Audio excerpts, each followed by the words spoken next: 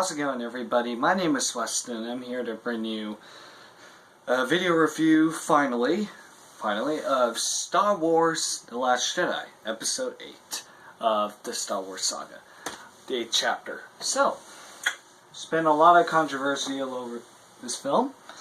Why I haven't done a review sooner? Because I needed more time to process this film and just look over things, look at articles, look at other people's opinions, thoughts, expressions of this movie. Yesterday I didn't watch it completely, but I watched some of the, I think, the best segment of the film, which is pretty much okay, so if you already don't know, there's spoilers ahead. I mean, you should already know there's spoilers. Okay, so they're gonna know to me if I spoiled to you, alright? So yeah, not my fault. You already know. And it's a review, and you should expect spoilers. By the way, this is a quick review, okay? I'm not going to get much into it. But I watched the Yoda scene all the way till the end of the fight scene in the throne room, Snoke's throne room. And, you know, Kylo Ren saying, "Join me." So, yeah. So, I watched that part. And, yeah. And there was also, like, sequences of, like, you know, Finn and the new character, JD. So, yeah, my thoughts about this film. Oh boy. 3, 2, 1. I love this movie.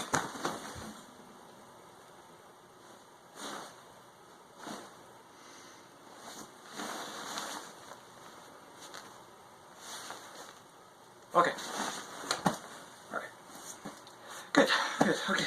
And get a tomato thrown in my face. Good, okay. Alright, so yeah. I like this movie. I can already see the downvotes, dislikes going. Because I simply love the movie. I do. I think it's a great movie. Okay, but don't get me wrong. First time I watched this film, I was confused. So much has happened. So many things were happening in this movie. I was like, I don't know what to think. I liked it. I know deep down I liked it. And then I'll watch it again. Then it's more clear. I liked it more. Watch it a third time. I loved it. Watch it a little bit again, and I'm like, yeah, I still love this movie. I honestly love the movie, guys. Okay? I love the deeper themes the movie's brought. It's not like the prequels were, and I'm not even bashing prequels. Okay, I was raised with it too, and I like the prequels. Except Episode 2. I don't like it as much. I just think it's a bad movie. That's my opinion. Alright, if you love it, that's great. There's a lot that you can like from Attack of the Clones. Like a lot of world building, universe building. And if you like the story, sure. I didn't necessarily like it, but I can see why you do. In the Clone Wars, the clones and all that. Cool battles. The lightsaber fights are kind of cool, but badly choreographed. That's just my thoughts. Anyways, I loved Episode 3. Solid Star Wars movie. Good Star Wars movie. That's my opinion. And I actually liked Phantom Menace. It's an entertaining Star Wars movie that has a lot of the charm from the originals. That's what I think. I liked Episode 7, The Force Awakens. It brought back a new generation of Star Wars fans. And it felt like Star Wars. It looked like Star Wars. I really liked it. It was solid. Another solid Star Wars film. Same with Rogue One. Rogue One Star Wars story was a good solid start for a standalone film. It made a good connection and bridged the gap between Episode 3 and 4. I liked it. It was a pretty good story. The characters could have been better. But I liked it. It was entertaining. The visuals are outstanding. Some of the best visuals I've seen in any Star Wars film. And then Episode 7 came along. Or Episode 8 came along. And not necessarily had better visuals, but it was more stylized. Great visuals in this movie. Especially that Praetorian Guard fight scene was great. And I like the overall theme of the movie. It was about failure. Everyone failed in this movie. But they all learned from it. Poe was too rash, too much of a hotshot. But in the end, he learned just to, you know, have trust in your superiors. And understand the actions of what their leaders have chosen to give out. No, try to understand instead of just thinking, no, my way's better and go on doing that. But Poe, and that's a good point. People do bring this up. Why didn't Holdo just tell him in the first place what she was going to do? And it was a little bit of a... There's nothing wrong with feminism, okay? Feminism clearly is just that women have equal rights. And I agree to that. But they pushed it. They shoved it in your face. Somewhat. With Admiral Holdo. They definitely did. Like calling it a fly boy. He's a troublemaker. I like him. It's like... alright, you know, but it's whatever. I'm not bothered by it too much as I was the first time. Overall, yeah, I can see why people complain about it, but there is a deleted scene, a reported deleted scene, where it shows that Leia told Holdo not to tell him. Holdo was given strict orders from Leia not to tell anyone what her plan is. So that makes sense. If they would have just got that scene in, well, so there are a lot of controversy over the film. The one complaint I have with Rian Johnson is that I think some of the deleted scenes he cut out should have been kept in, like that scene. It would have explained why Holdo wasn't telling anyone a thing, what her plan was, why didn't she? So, and Leia did that so that, you know, Poe can learn. It made him a better character. In the end, you see, he started to have this leadership type of character. And he recognized that line from Holdo, saying, "We are the spark that will light the fire that will bring the First Order down." That is one of the best quotes in Star Wars history, in the entire Star Wars saga. I love that quote. "We are the spark that will light the fire." I love that. It's a good line for the Resistance. It's really good. So Poe learned from that, and you can see he started to become more of a leader figure. Yeah, so he's learned from his failure. Poe, Rose was supposed to be that person who shows him who the Resistance is fighting for.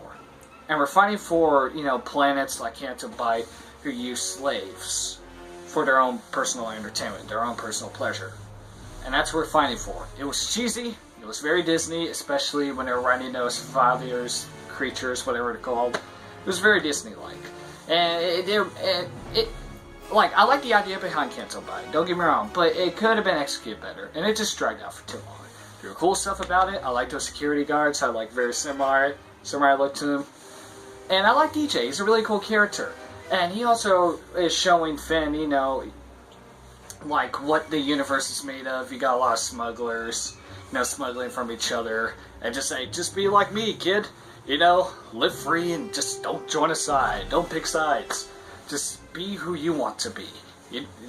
There is no good or bad. You know, and so Finn kind of takes... So Finn is learning a lot as he's meeting these new characters like Finn and DJ. And then he confronts Captain Phasma. Yeah, she got killed off just like a Jango Fett. But she was a plot device for Finn. That she was that thing that Finn had to overcome. He finally knows who he's fighting for, and right as he beats Phasma, and it was an epic duel. It was short but sweet, and he finally knows who he is. And she's like, "You're always scum." And he's like, "Rebel scum." So he finally realizes, yeah, I'm a rebel. I'm fighting for the Resistance. I know who I'm fighting for now. I realize what Rose is trying to tell me, and knowing that what we're fighting for, and it's better than what the First Order is fighting for. And because the First Order, all they want is power and control. And Finn doesn't want that because they take cruel and extreme methods and things, like Phasma. So, and he realized that in Force Awakens, he's like, they're just killing innocents. I don't want to fight for this. The Resistance is fighting for something good, so I'm going to fight for them. And in the end, at the Battle of Crate, he realizes that he's going to sacrifice himself for someone he's fighting for, and he was going to sacrifice himself to, you know, go into that big, you know, Death Star super weapon. Like, it's basically a Death Star device that, you know, breaks through the gate. And he realized who he's fighting for now, and he's going to make the ultimate sacrifice. But what was stupid was Rose crashing into him in a 90-degree angle and making a corny quote about not finding those we hate, but saving those we love. Now, Star Wars has always been corny, but still, I didn't like that. Did not like that part. Overall, guys, there's a lot of good themes, and I love the Yoda quote, or the Yoda sequences. And this quote was the overall theme of the movie. We learn from folly and failure. Yes, failure, most of all. The greatest teacher of failure is... You know, I like that. I like... The more I think about it, the more, you know, meaningful the movie is. Okay, this looks a little bit weird. It's because I forgot to mention another sequence about the film, so here we go. Let's talk about the Octu sequences, specifically Luke. So, there's a lot of... The biggest reasons why people hate The Last Jedi is what they did to Luke. So, and it's understandable. It's very controversial. And I get it. It's just, for the most part, when we've seen Luke in the original trilogies, he's very optimistic. And he was the one who saw good in Vader, the man who murdered so many Jedi and killed the younglings. And, you know, he's just like, there's no way he's redeemable. But Luke redeemed him. And that's just what makes the original so simplistic. And, you know, the way the Return of the Jedi ended should have just been the conclusion of the entire Star Wars franchise. He redeemed Vader, he became a true Jedi, and now everything's at peace. They won the war, the rebellion is won, and the Empire is destroyed. Everything's good. But, so what do we go from there in terms of making sequels? Because we got the sequels now. It's inevitable, so here we go. So Luke, and I actually read the visual dictionary today at Barnes & Noble, and there's a lot more explanations that I can start to see where Rian Johnson's getting at. So Luke went to start a new Order of Jedi. I think during that time, he starts studying a lot of the ancient past of the Jedi that the Empire tried to hide and just throw away. He was able to gather all the text, all the articles, everything, and just all these files, everything that he can find about the Jedi and its past from like the olden days and from the days of like during the prequel trilogy. And he saw the hypocrisy of the Jedi. He saw the problems on both sides. And he just started to have doubts. And of course he took Ben Solo. Han and Leia wanted to be trained because Luke went up to Leia saying that that if she wants to be trained, and she's like, no, I think my role should be bringing order to the galaxy as a general to the Republic, and that's where my strengths are. Luke's like, okay, go ahead. And so she does that, and they decide to have Ben be trained because he's young, and there's a lot he can learn from him. And he was so eager to learn more about the Force and becoming a Jedi. But Luke just saw too much anger in him. Just like him, just like his father. Remember, Luke is a Skywalker, so he ain't perfect. He has anger just like him. He has problems just like him. Fear and anger. Especially fear. So he went to confront him. And while he was sleeping, he sensed Ben and realized, oh no, there's too much darkness in him. He's like, is it going to happen all over again? Is he going to become the next Vader? Is there going to be... The dark side has come back. Because we haven't sensed anything from the dark side for a long time. Luke has never sensed it. It has never been brought up until now. Because Snoke has seduced Kylo Ren. He, as a kid. And so I bet he tricked... So this is a theory. He could have tricked Luke's mind too. But just at that brief moment, he thought he should just end it all. And just go like, no wait, that wouldn't make sense. Snoke has nothing to do with Luke, but he definitely seduced Kylo Ren to the dark side. And Luke sensed that there was a lot of darkness in him. And he feared for the worst. And just for a brief moment, he thought maybe the best course of action is to kill him. And then he snapped and went like, no wait. He's my nephew. I can't do that. And like Luke said, for a moment, brief instant, he thought I'd just end it all before it's too late, and then he realized all he saw was this young, innocent, frightful boy. And at that time, before he decides to change his mind, it was too late. Kylo Ren saw with his lightsaber out, Kylo Ren took action, or Ben Solo, and he took it the wrong way, and he decided to kill everyone at the temple and join Snoke. And Luke is like, I failed. I screwed up. Why did I even think that? It's because no one's perfect. Everyone makes mistakes. You're wiser when you're older, but you still make mistakes. And so he thought maybe he'll find the ancient Jedi temple on Ahch-To to find some answers. I think that's where he found the Jedi text and found more answers of the ancient Jedi in their past, and all he found was just more lies, more hypocrisy. I think that's when he started studying more about the Jedi. It's not a trash movie in my opinion. It's not the worst Star Wars movie in my opinion. It's actually one of my favorite Star Wars films. It will go, so here's my list. From bottom to up. Attack of the Clones. The only Star Wars movie I don't like. Everything from here on up, I like every one in or love. Then it's Phantom Menace. Then it's Force Awakens. Then it's Rogue One. Then it's Revenge of the Sith. Then it's Return of the Jedi. Then it's The Last Jedi. I'm still thinking if it's... So far, Last Jedi is number 3. But I think it's on the same level of Return of the Jedi. They have their problems. They're not perfect movies, but they're so great, and they have one of the most best Star Wars scenes in the entire saga. Such as, you know, the third act of the Return of the Jedi is just as good as a lot of the other stuff in Last Jedi. Like the throne room scene, sequences, Kylo Ren race chemistry, the Yoda scene, the Battle of Crate, the overall theme of the movie. Just, there's some really good stuff about both films. They have their problems, but for the most part, they're great films. Then it's A New Hope. Why put A New Hope over The Last Jedi? Because it was the film that started it all. It was revolutionary. It has its minor issues, but it's just a great film. And it's about, you know, hope and family. It's just a great movie. And I've watched it so many times, I never get bored with it. Then it's Empire Strikes Back. The most beautifully crafted Star Wars film. It was perfect tone, perfect pacing, perfect structure, great story, great revelations, great moments. Just the best Star Wars film. Most people agree on that. It is the best Star Wars film. But in my opinion, it is. If you think A New Hope is better, if you think Revenge of the Sith is the best, if you think Phantom Menace is the best, if you think Force Awakens is the best, if you think The Last Jedi is the best, sure. That's fine. Guys, have an opinion. And quit getting onto people's butts for just liking this movie. Or even hating it for that matter. Just let them not like a movie.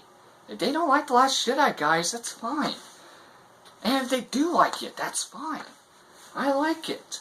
So don't send death threats to each other. Don't send death threats to poor Ryan Johnson for creating something he had a vision about. If you don't like his vision, then simply don't like it. Okay? That's why the originals will always be superior, in my opinion. It's because they're just simple. They were special. Movies, fantasy films about good versus evil, redemption, hope, and family. That's what the originals were about. Then prequels came in, complicated things. Had to do world building, had to do a prelude story to all the characters in the overall story of Anakin becoming Vader. And it's great, there's a lot to love from it. And if you love those movies, that's great, because I love them too. I started to notice problems with it, but I love them. So The Force Awakens, I loved it at first. That's noticed some of its problems. It's not a very unique story. It's not really nothing new. But I love it. Because it brought back the Star Wars feel, the Star Wars nostalgia when I was a kid watching the originals. And I had a great time. It's just a great time movie. Same with Rogue One. It's just a great time film. Had a good message. And had a pretty solid story. Okay characters. And I was entertained. The visuals were great. And Richard got well between episode 3 and 4. And that Vader scene was epic as hell. I loved it. Brought chills to my spine. And Last Jedi, I think it's overall great because it went bold, it was unique, and had an overall great meaning, great themes, great masterfully done scenes. It has its problems, it's not perfect, but it's a great movie. I think it's a great movie. So yeah, guys, just have an opinion. I like this movie. I just want to let it out there because I guess you guys were serious. I bet you guys were curious what... I can't speak well today, forgive me. I bet you're all curious what my thoughts were, because my last video was like 2 months ago or so, and that was my reaction to that teaser, TV spot trailer of The Last Jedi, and now we're like, okay, what do you think of the movie? So there you go, I loved it. That's simple as that, I love the movie.